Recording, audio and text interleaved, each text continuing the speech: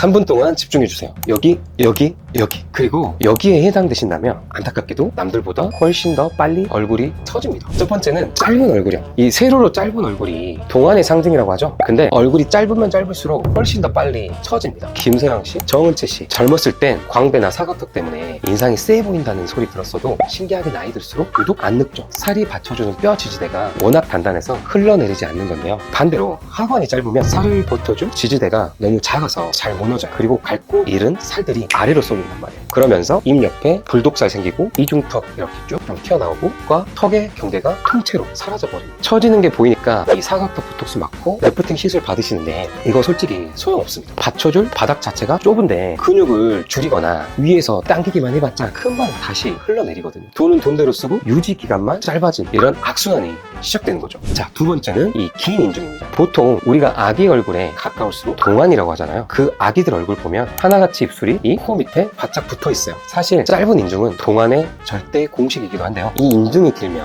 얼굴 전체의 무게중심이 이 아래로 확 쏠려요. 사진 찍을 때마다 묘하게 얼굴이 오이처럼 좀 길어 보이고 우울해 보이는 분들 계시죠? 이미 인중이 늘어나기 시작한 겁니다. 인중이 늘어나는 순간 주변 피부랑 이 입꼬리까지 중력 방향으로 같이 질질 끌려 내려가는데요. 그럼 얼굴 중심부가 이 밑으로 하염없이 무너지면서 전체적인 탄력 밸런스가 완전히 깨져버려요. 가만히 있어도 뭔가 화나 보이거나 사람이 좀 우울해 보이는, 일명 원숭이상 같은 얼굴이 되는 거죠. 세 번째는 크고 좀 툭 튀어나온 눈.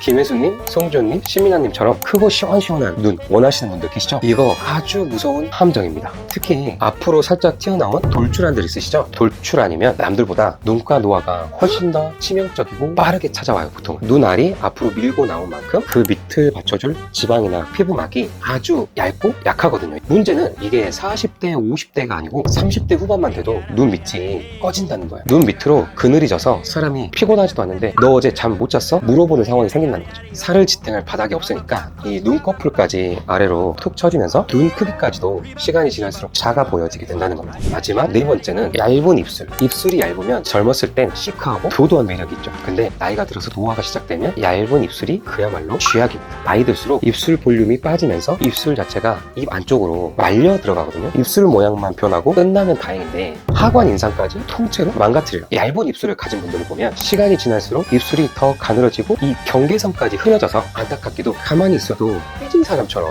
입술이 이렇게 좀 대빨 나오고 인상 자체가 좀 팍 사나워 보입니다. 게다가 입 주변을 받치던 볼륨이 같이 나이 들수록 사라지잖아요. 그 위에 있던 입가 근육이랑 피부가 버티지 못하고 아래로 툭 떨어져 보이기도 합니다. 요즘 들어 립스틱 바를 때 자꾸 입술선 넘어서 오버립으로 바르게 된다? 입술이 안으로 말려 들어가고 있을 확률이 99%입니다.